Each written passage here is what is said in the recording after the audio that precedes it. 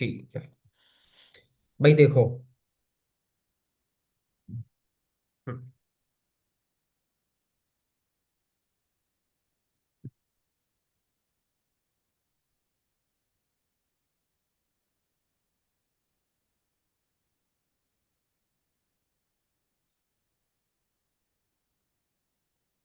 Visible, everything you can see.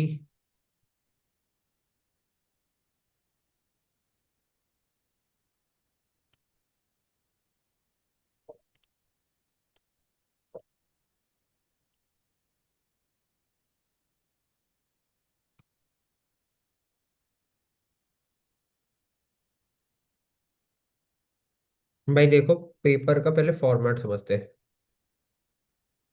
Paper is for 100 marks, basic. ठीक है।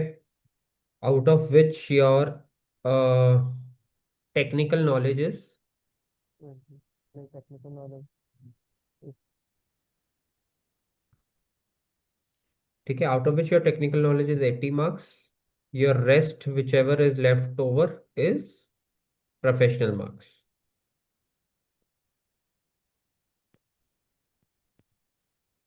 यहां तक कि गुत्थी क्लियर है? यस। हम्म। हाँ हाँ। मेरा सिंपल फंडा ये कहता है। मैं अपने ना मैं अपना ये बंद कर लेता हूँ कैमरा। बिकॉज नहीं तो फिर तेरे को दिक्कत होगी, बार बार वो पीछे से दिख रहा होगा। ठीक है। नहीं मतलब ऐसा इशू नहीं हो रहा। बट ठीक। ऑलराइट। कमिंग डाउन टू जो मेरा ये है। एक सेकेंड। हाँ। कमिंग डाउन टू जो मेरा 80 मार्क्स का जो गेम है। हाँ ठीक है। और जो 80 मार्क्स का जो मेरा गेम है, उसके अंदर जो तुम्हारा सबसे मेजर पार्ट जाएगा, 25 से 30 नंबर तक, goes for risk and procedures. Another 25 to 30 marks goes for तुम्हारा रिपोर्टिंग। मोटा मोटा तुम्हारा बचा वापस कितना? 25 से 30 मार्क का गेम। 60 हो गए। तो अभी इधर बचा 50। तो इधर तुम्हारे पास बचता है 80 में से 30। और इधर तुम्हारे पास कितना बचा? 35 मोटा मोटा। 50 और ये 30, 80 हो गए। 30 30 60 और दो 20, तो 20 से 30 मार्क्स हो गए ना मेरे भाई। हाँ। हम्म। 25 25 50 और ये 30 इधर ये। हाँ, 20 से 30 करेक्ट है। 20 से 30 मार्क्स तुम्हारे गए। किसमें? एथिक्स, प्रोफेशन, उसमें चला गया क्वालिटी मैनेजमेंट, और बाकी बकवास जो भी चलती रहती है। कभी तुम्हारा उसमें MLRO आ गया। तुम्हारा मनी लॉन्ड्रिंग इज MLRO। ठीक है, तो मनी लॉन्ड्रिंग हो गई, तुम्हारी ESG रिपोर्टिंग हो गई। ठीक है। वो सारी बकवास जो भी है वो तुम्हारा इसमें। पॉइंट ये आता है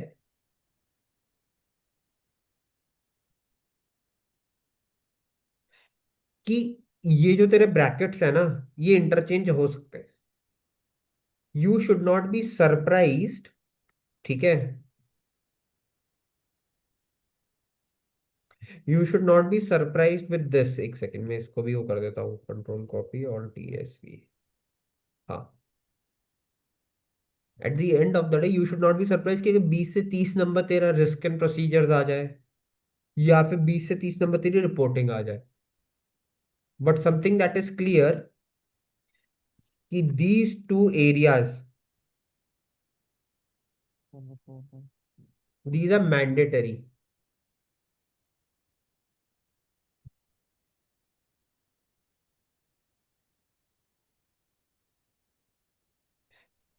इन इसका मतलब ये है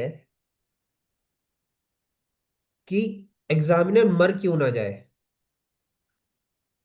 ये तो तेरे से वो पूछेगा ही पूछेगा, irrespective of anything. which constitutes to 50 to 60 marks. Clear? Yes. अगर मैं 50 टू 60 मार्क्स की बात कर रहा हूं, ठीक है, तो इसके अंदर अगर मैं प्रोफेशनल मार्क्स लेके चलूं, तो अनदर 10 मार्क्स तो कवर करता ही है, 5 नंबर। ठीक है, तो मोटा मोटा तुम्हारा गेम कितने का बना टोटल में? 60 to 70 marks.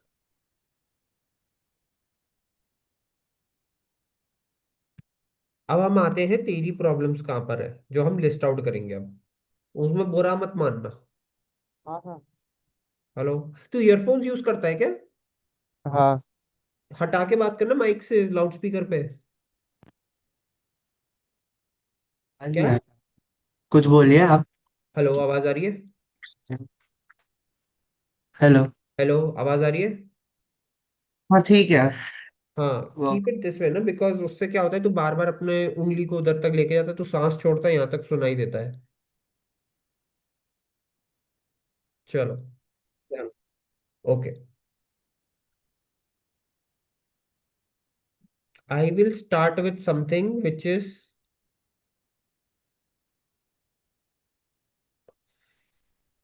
Risk for you. ठीक है, मैं रिस्क के अंदर तुमको आईएफआरएस नहीं बताने वाला हूँ, क्योंकि वो तुझे पता है। ठीक है, आईएफआरएस आईएएस मैं उसमें तेरे साथ टाइम स्पेंड नहीं करूंगा। ठीक हाँ। है, मेरा टाइम स्पेंड रहेगा कि हम चीजों का राइट कैसे लिखें। जहां पर तू गलती करेगा विद रिस्पेक्ट टू तेरी फाइनेंशियल ट्रांजैक्शंस, वहां की मैं तेरे को ट्रिक दे दूँ। ओके। क्योंकि there is no point of me getting into FR with you और SBR with you, right? That is हाँ। समथिंग कि अब तू दूसरी बार पेपर दे रहा है, तो आई अग्री। अब तू एसबीआर कर रहा होगा जहां तक मुझे पता है, राइट? हम्म। कर चुका है ना एसबीआर? हाँ, एसबीआर हो गया। तो पास हो चुका है, तो अब मुझे उसके अंदर टाइम स्पेंड करने का मतलब ही नहीं बनता। मतलब ड्यू ना। रिस्पेक्ट, सत्य में तो अच्छा पढ़ाता है एसबीआर। तो मैं उस चीज के ऊपर क्लियर हूं कि तेरे को मुझे उधर टाइम स्पेंड नहीं करना। नहीं करना। अब your drawbacks. One, spending time in explaining more in the fear of missing out, in the FOMO. Yes. Two, time management with respect to one, plus not being able to think on ground level। भाई देखो, problem तो है। जहां मैं theft की बात कर रहा था, तो ग्राउंड लेवल पे ये नहीं सोच पा रहा था कि भाई तेरी रेवेन्यू बढ़ी या तेरी रेवेन्यू घटी। चोरी होगी तो वो क्या होगा, कुछ तो कम रिपोर्ट होगा ना। तो ग्राउंड लेवल थिंकिंग हाँ। मिसिंग थी। ओके। ठीक है। Three, usage of case study is generic and not linked. वो हमने फिगर आउट कर लिया था। चलिए, yes. Use of more technical English for the IFRS और आईएएस विद लेस आउटपुट। हमने देखा तेरे पैराग्राफ्स बड़े बड़े थे। हाँ। तूने पैरा एक सेकंड, तूने पैराग्राफ इतने बड़े बड़े लिखे हुए हैं, बट क्या उससे क्या, क्या बना, क्या उससे कोई तेरे को बेनिफिट हो रहा है उस बड़े बड़े पैराग्राफ्स नहीं। लिखने के बाद? नो।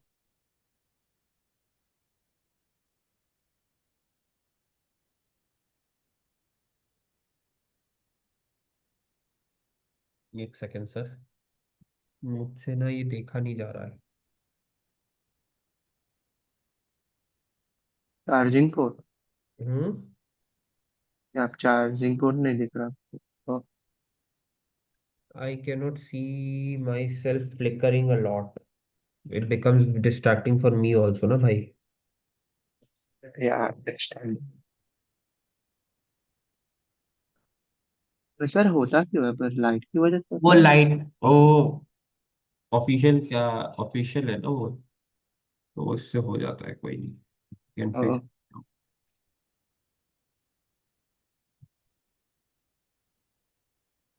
हाँ। तो अब भी हो रहा होगा ना। हाँ, पर अभी नेट कम हो रहा है बस। बट दिस इज गुड ना, आपको दिस इज बहुत बेटर। बॉर्डर करता होगा तो फिर वो बैकग्राउंड डाल दो ना। हाँ, मेरे को वही करना पड़ेगा, आई विल हैव टू। नहीं, it will still give me that effect. नहीं, वो कलरफुल वाले बैकग्राउंड या बीच वैसा कुछ, उसमें आई डोंट थिंक होगा उतना फ्लिकर।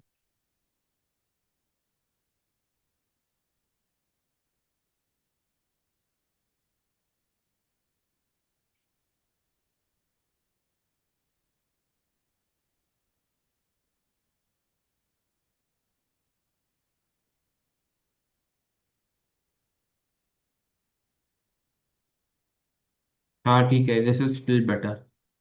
हम्म। ठीक है, हम यहाँ तक पहुंच गए। Yes. This is clear with us. Clear है। अब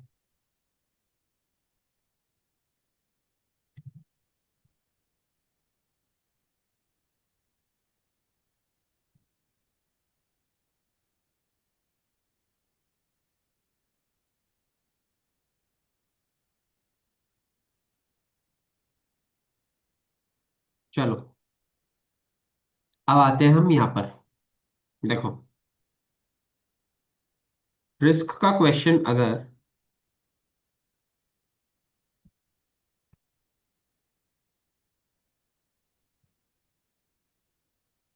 रिस्क का क्वेश्चन का कॉम्प्रोमाइजेशन देखते हैं।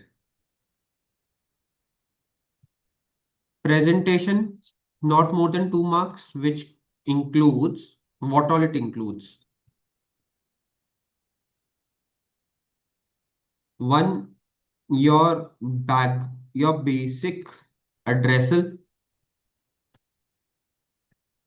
मतलब to, from, date and subject। अब जस्ट। क्लियर। टू, तेरा कंक्लूजन, हम्म। पहली बात। फिर तुम्हारा आता है इंट्रोडक्शन,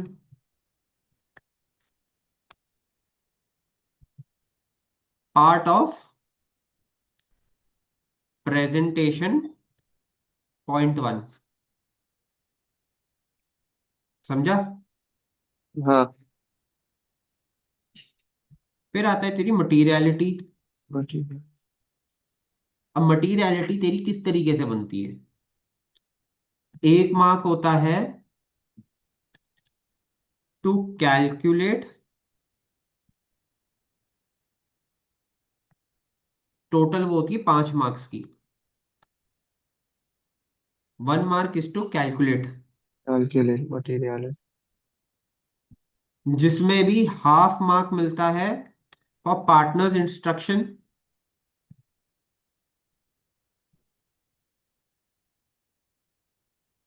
उसमें से भी हाफ मार्क कहाँ मिला तेरे को? For the right amount, which makes it equal to 1 mark. बचे मार्क्स कितने? बाई। 5 - 1 हो गया ना। हाँ, 4।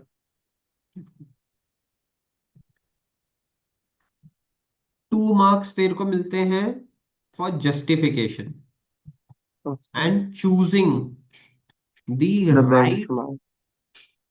Materiality level.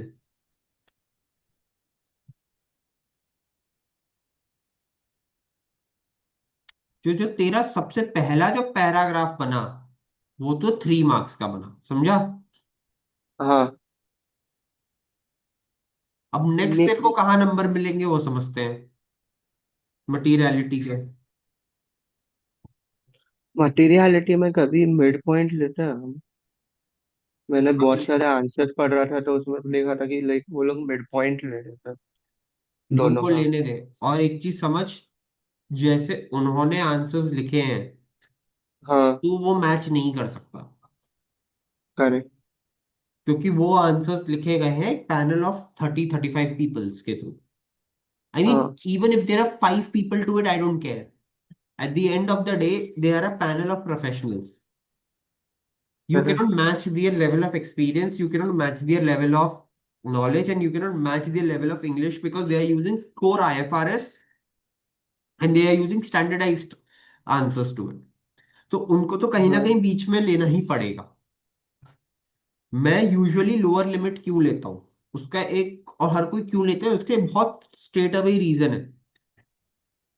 लोअर लिमिट, अगर मैंने कोई फ्लोर सेट कर दिया है, तो सबसे पहले जब भी कोई मटीरियलिटी की कैलकुलेशन आएगी ना, वो ऑटोमेटिकली मटीरियल हो जाएगा मेरे लिए। अगर मैं हायर लिमिट सेट करता हूं, तो मेरे पास चांसेस हैं कि मेरी लोअर फ्लोर जो है ना, वो स्किप हो जाए, तो मेरे लिए मटीरियलिटी के लिए कोई पॉइंट्स अगर मुझे बनाने हैं पेपर के अंदर, हाँ। तो शायद मैं मिस आउट कर जाऊं। मिस आउट कर। तो मैं ओके। लोअर रखता हूँ। They can be gap between mid to low, they can be gap between mid to high, they can be gap between high to low, but there can not be a gap between the threshold of low. मतलब अगर किसी को material होना है, तो वो उस level पे तो क्रॉस करना ही पड़ेगा ना उसको। हाँ। जो चीज 5 नंबर पे मटेरियल है, ठीक है, वो मुझे नहीं पता चलेगी अगर वो 10 नंबर पे मटेरियल होगी। नतीजे। मगर जो चीज 11 नंबर पे मटेरियल है, 5 नंबर के हिसाब से भी मटेरियल है, वो 7 नंबर के हिसाब से मटेरियल है, और 10 नंबर के हिसाब से भी मटेरियल है। सभी मटीरियल तो है। मेरा कैच आउट किधर हुआ? 5 पे ही हो। 5। समझा? यस।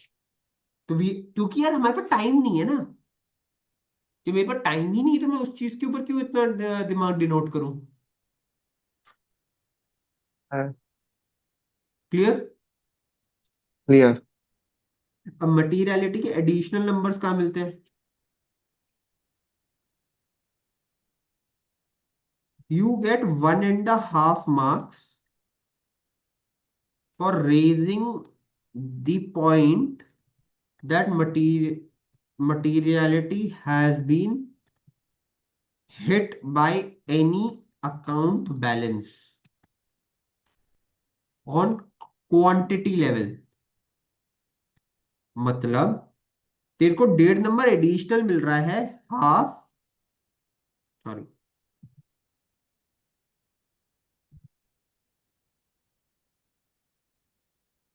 हर बैलेंस के अंदर जब जब तू लिखेगा this is above materiality reality threshold था और। बाय मे बी 2x, मैं इसको कॉपी कर रहा हूँ for sample reasons only. Okay.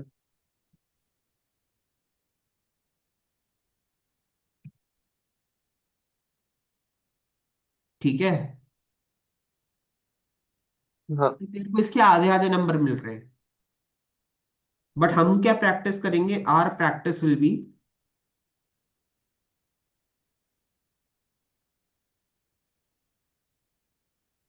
We will try to highlight every time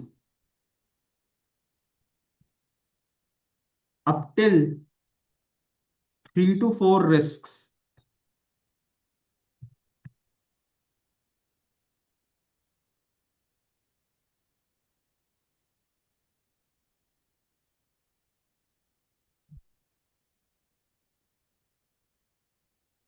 हम 3 से 4 रिस्क के लिए हाईलाइट करेंगे।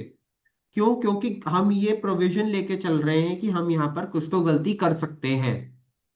अब इससे एडेड एडवांटेज क्या होगा?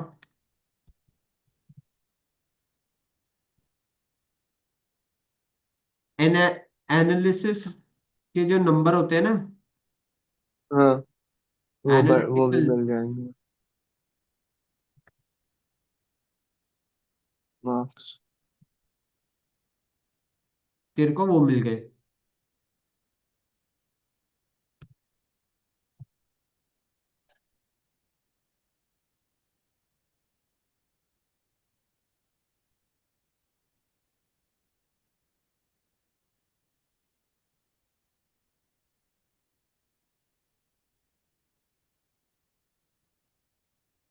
तो एक तीर से दो निशान। समझा? हाँ। क्लियर? क्लियर।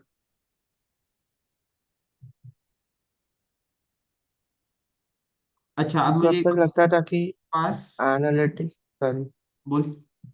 एनालिटिकल मार्क्स जो है, ये लोग जब भी हमको कैलकुलेशन मिलता है कि लास्ट ईयर से ये साल इतना ग्रोथ हुआ है इसका, या फिर हम लोग समझो कुछ, अगर कोई CSR वाली कंपनी है जो बोल रही है कि मैं इतना प्लास्टिक बॉटल रिसाइकल करूंगा मेरा मटेरियल में से, वो सब मैं कैलकुलेट करके मुझे लगता था कि उधर ही मिलता है एनालिटिकल मार्क्स। तुम calculation is analytical at any point in time. Okay. Even you have calculated materiality over here, that will give you some analytical marks because you have shown the working. Hmm. Clear? Clear. हाँ, जैसे आपने bracket के अंदर लिखा है calculation, वो भी दिखाना ना, सिर्फ डायरेक्ट फाइनल वो मैंने आउटपुट नहीं। इसलिए लिखा है क्योंकि मैं वर्ड पे करता हूँ। ओके। और तू अगर वो चीज करेगा, तू उधर एक्सेल में करेगा, तू वर्ड में भी लिख देगा तो कोई प्रॉब्लम नहीं है। बट तू वर्ड में, प्रॉब्लम। वहां पर वर्ड में तू कैलकुलेशन नहीं लिखेगा, तो लिखेगा refer excel WN1। Okay. Working note one. क्योंकि मेरे केस में ये था, मैं तो लेके बैठ गया, मैं तो कैलसी पे कर लेता था फटाफट। But you will hmm. have to show them that you are also using the tools that are being provided by them. Correct. Okay. Presentation के नंबर मिलेंगे ना। हाँ। अगर आज की डेट में बात करूं,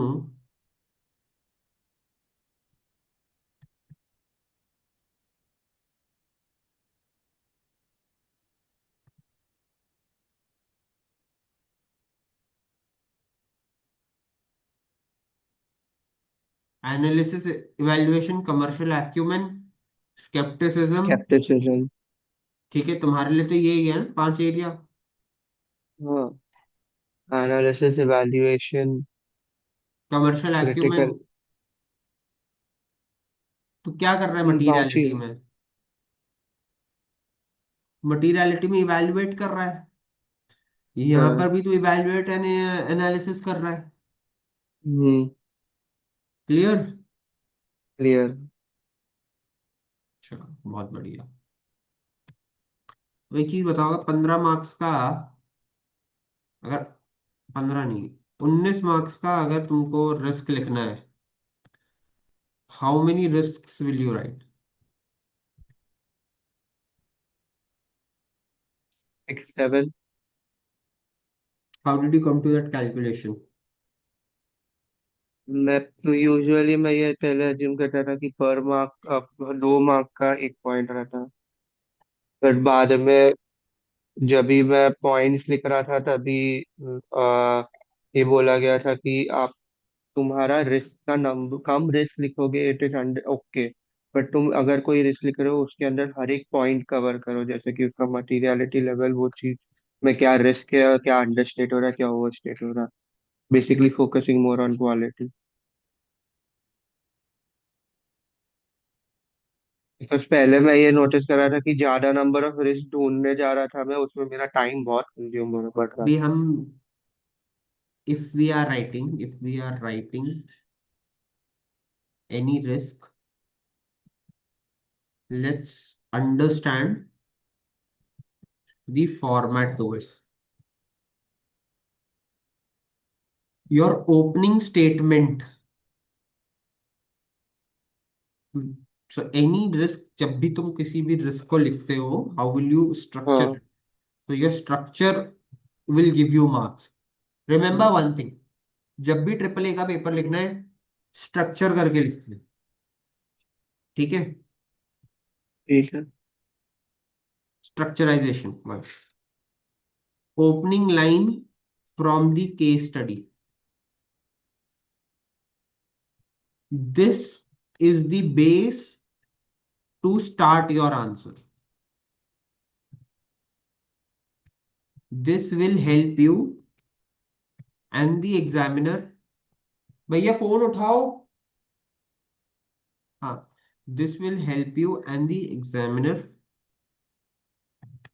to understand One, if it is you, then it will help you to understand that how and where you will drive your answer.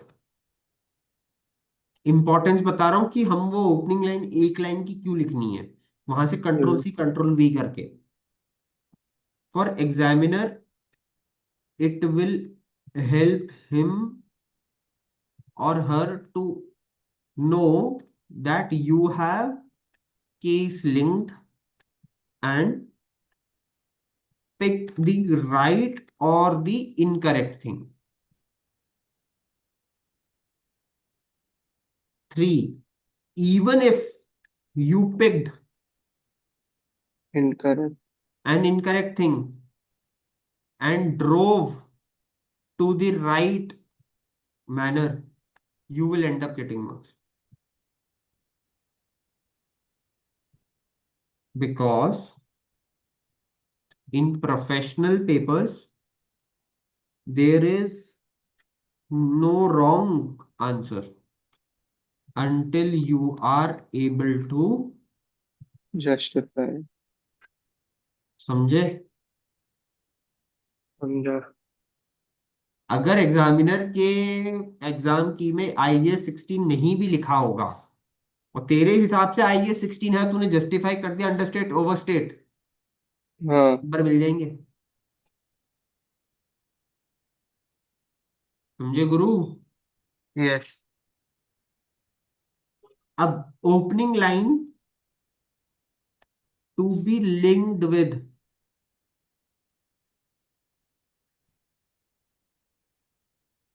Materiality in case of quantity given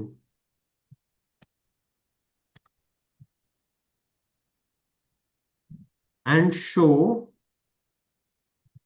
that whether it is by how much hit on the materiality level, either in terms of times time or और percentage. simple।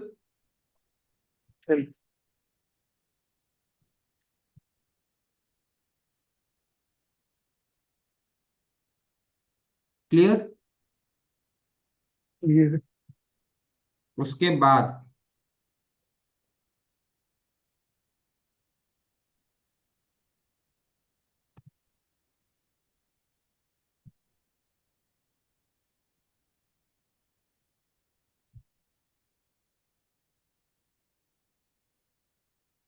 these both should not exceed more than 2 to 3 lines।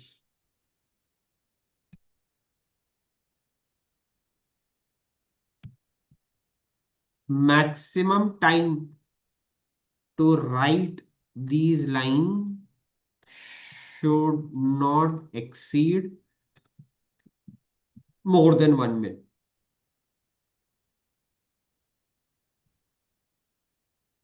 Clear?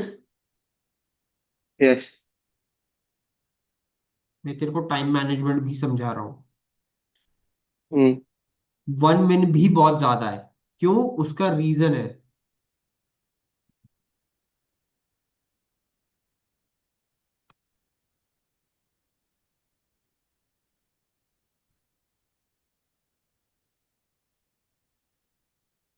ये तो copy paste करेगा practice से, हाँ। Materiality तो कैलसी पे निकालेगा। This this is correct. Above the materiality level should not take more than 10 seconds to be written.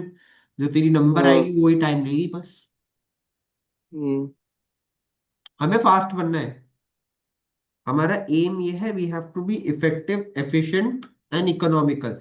Economical can not be into our bracket because we have already paid the fees.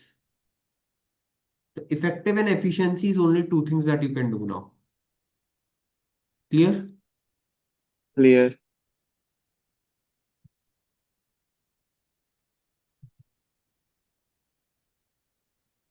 You will then bring according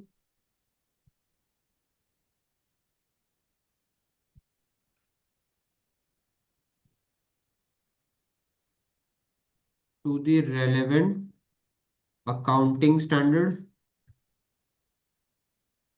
और according to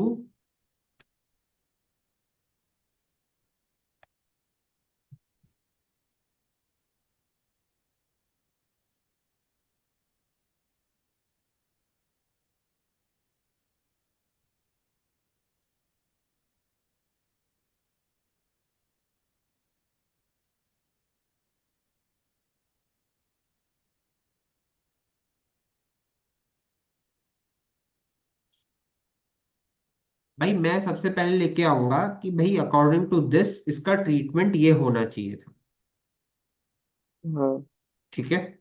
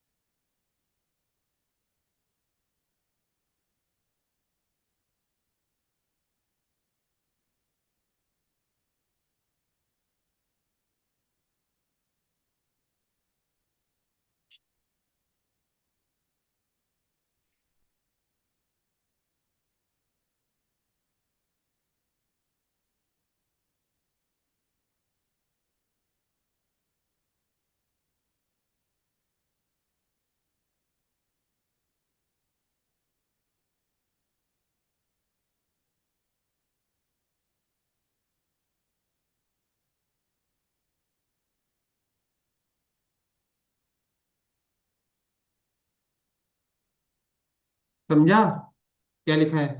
हाँ। इसका मतलब ये है कि पहले तो मैंने बताया कि अकाउंटिंग कैसे होनी चाहिए थी। फिर मैंने ये बताया कि भाई तुम्हारी जो कंपनी है उसके अंदर वो चीज ऐसे गलत अकाउंट हो रही है। और तो उसके कहाँ से बाद पता उस चलेगा गलत कि उन्होंने गलत अकाउंट करी है? केस में दिया होगा। केस स्टडी में दिया होगा। लिंक हो गया। हाँ। और फिर फिर उसका मैं इफेक्ट। बोलूंगा भाई उस चक्कर में मेरा रॉमम ये कि एबीसीडी बैलेंस ओवर स्टेट हो गई, ईएफजीएच बैलेंस अंडर स्टेट हो गया। ये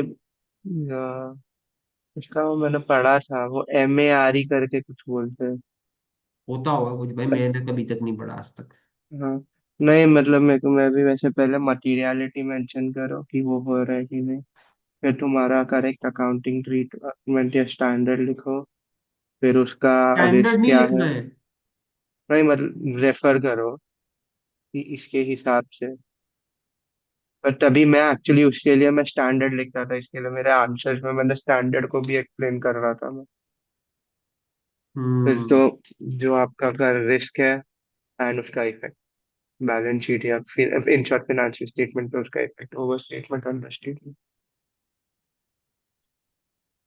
मैं एक चीज और बोलता हूँ। हम्म। हमेशा एक चीज ध्यान रखना। हाँ। स्टैंडर्ड की वही बात लिखना जो हिट हुई है। जो हिट हुई है। पूरा स्टैंडर्ड मत लिखते बैठना। अगर according to I 16 revaluation hit हुआ है तो रिवैल्यूएशन के ही बारे में ही बात करना। हम्म। समझिए। समझा। इनिशियल मेजरमेंट वगैरह के ऊपर बात करते मत बैठना। क्लियर? क्लियर।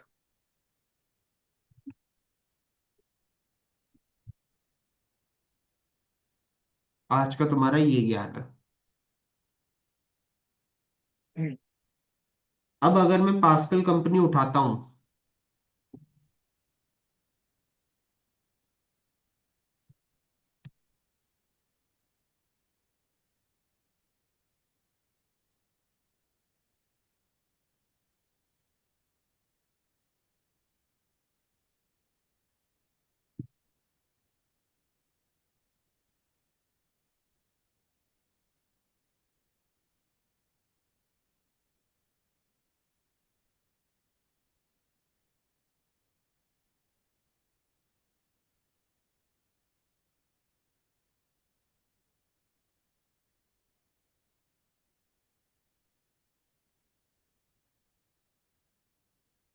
तो अब तू मेरा पास्कल कंपनी देख।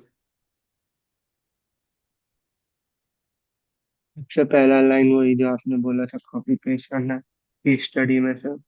फिर उसका मटीरियलिटी, तो कितने से मटीरियलिटी एक्सीड हो रहा है, टाइम्स या मैंने भी परसेंटेज। वही किया है जो मैंने इधर बताया है, हाँ। कुछ नया नहीं किया है। हम्म। इससे क्या हुआ, मेरे को स्ट्रक्चराइजेशन क्लियर हो गई मेरी। This is giving me an more structured area to work around. चलो इसमें नीचे भी मैंने ये किया है। हम्म। मैं हमेशा यही बताता हूँ भाई तुम्हें करना क्या चाहिए था, फिर उसके बाद मैं ये बताता हूँ कि तुमने करा क्या था, करा क्या। उसके चक्कर में अब हुआ क्या। सबसे पहली बात, जब भी तुम बात करते हो ना, पहले ये नहीं बताते तुमने करा क्या था, तुम पहले बताते करना क्या था, मगर अब करना हुआ क्या क्या था। है, तो अब होगा क्या। Don't point the mistake first, point the right adaptability first, then show a comparison to it, so that the examiner also understands कि अच्छा he knew this is what is to happen but this went wrong so this happened। तू तेरे answer जो पिछले चल रहे हैं उसके अंदर क्या हो रहा है, स्ट्रक्चराइजेशन प्रॉब्लम हो रही है। कि पहले हाँ। तो तूने उठा तो पूरा लेता है, उसके बाद तू क्या होता है, देखो ये गलती थी, होना ये चाहिए था, अब होगा ये। भैया ये होना चाहिए था मगर आपने उसकी जगह ये गलती कर दी है, अब उसके कारण अब आपको ये इम्पैक्ट आ रहा है। तो उससे क्या क्लियर होता है कि मेरे को समझ में आ रही कि मैंने एनालाइज भी कर लिया, मैंने इवैल्यूएट भी कर लिया, और मेरी कमर्शियल एक्यूमेन भी ये कहती है कि भैया राइट चीज होती क्या है। तभी तो मैंने राइट चीज को पहले स्टेट किया है। किया। क्लियर। यस। अब एक चीज समझो, इसको लिखने के तुम्हें मिलेंगे 1 नंबर, इसको लिखने के तुम्हें मिलेंगे 1 नंबर, तो टोटल कितना मिला। 3।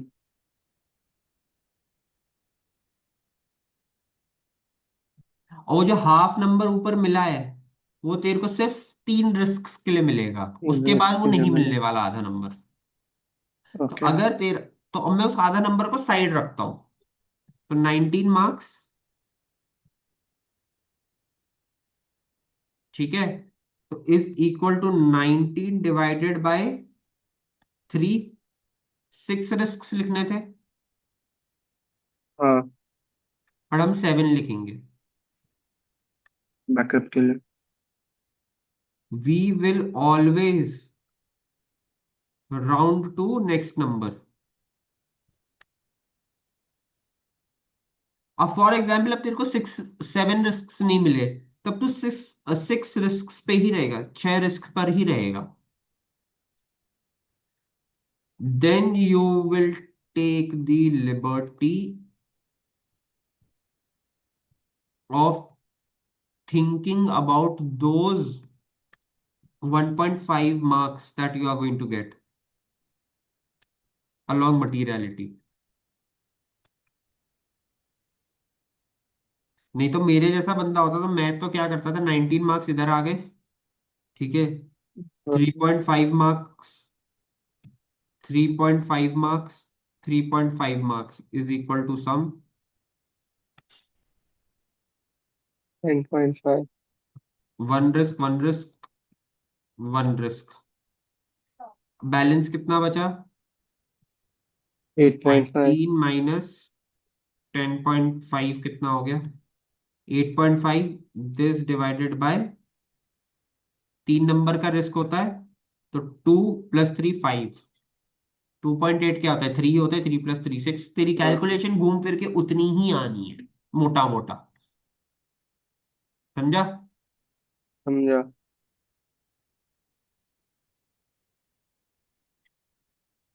क्लियर। यस। क्लियर है।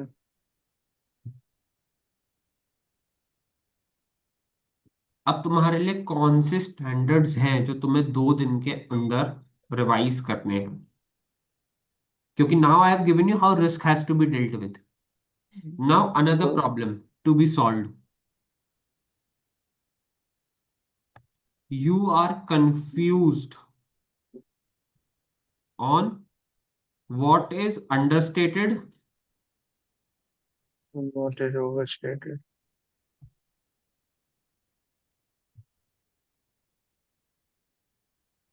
Let's fix understatement and overstated.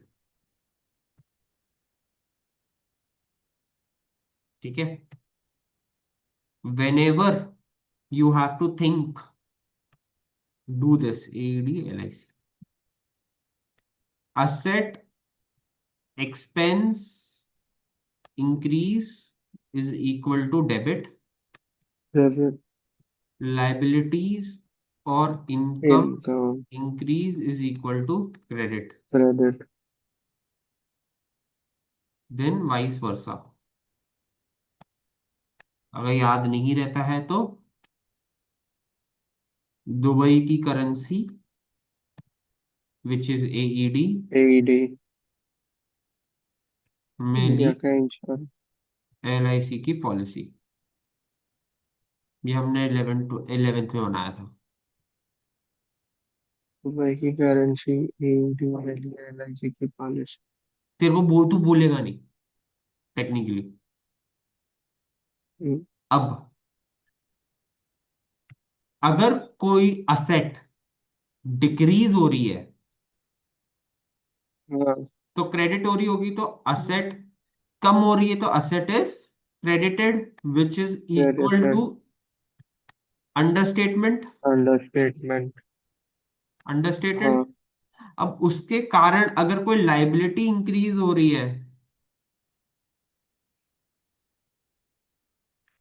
Is equal to liability overstated. overstated, ऐसा भी हो सकता है asset is credited understated and expenses debited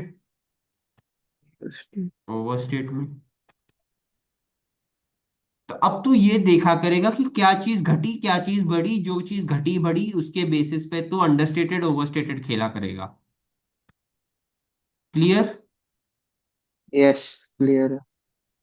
तो तू डेबिट या क्रेडिट की एंट्री ऐसे पास नहीं करेगा, तू मेंटली पास करके देखेगा कि भाई मेरी एसेट बढ़ रही है घट रही है, उसके कारण कोई एक्सपेंस है, डेप्रिसिएशन एक्सपेंस है, ज्यादा लग गया।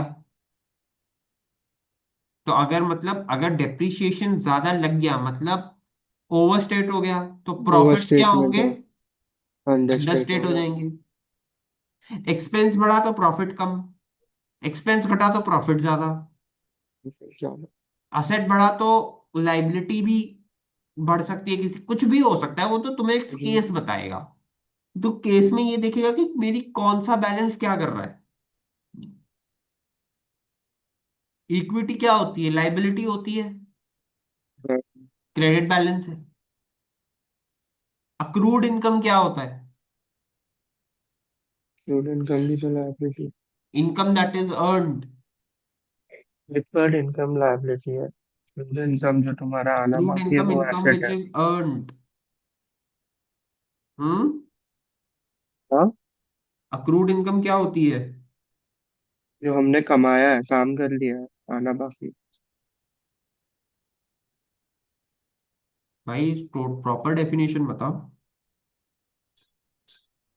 The income which we have earned but and yet to receive, yet to receive मतलब मेरी एसेट है। एसेट है। तो अक्रूड इनकम बढ़ी तो डेबिट, Correct. और मेरी लाइबिलिटी, क्योंकि वो मेरी डेफर्ड इनकम है, हाँ, तो मेरी लाइबिलिटी भी बढ़ गई।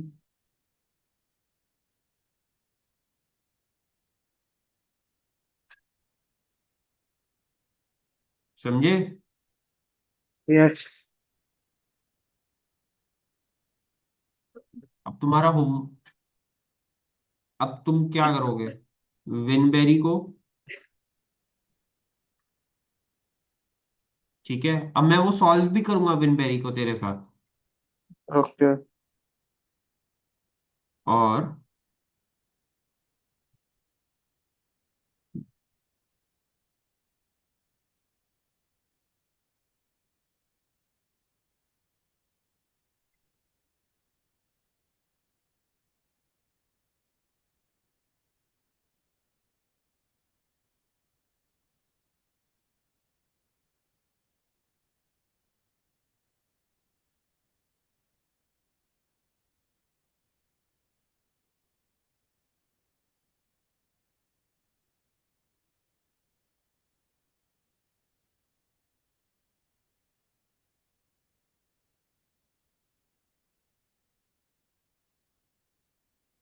तू करेगा विनबेरी को मार्लोस एंड पेल।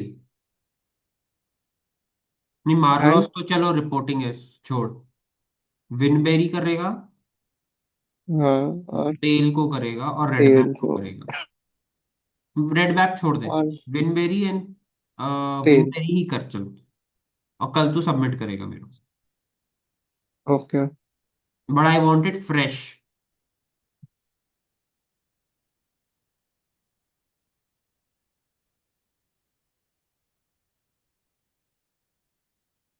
क्लियर। ये क्लियर है। चलो तेरा चैलेंज है।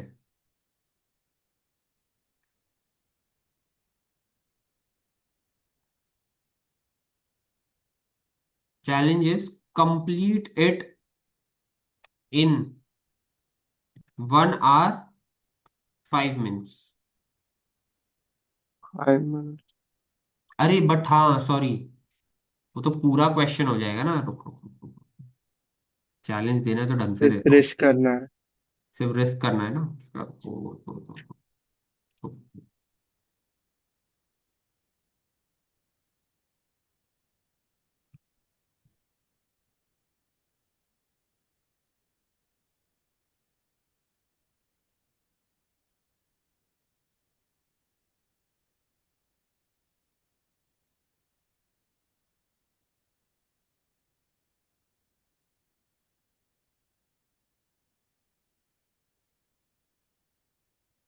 16 मार्क। अरे भाई बिजनेस रिस्क भी तो है। 26 मार्क।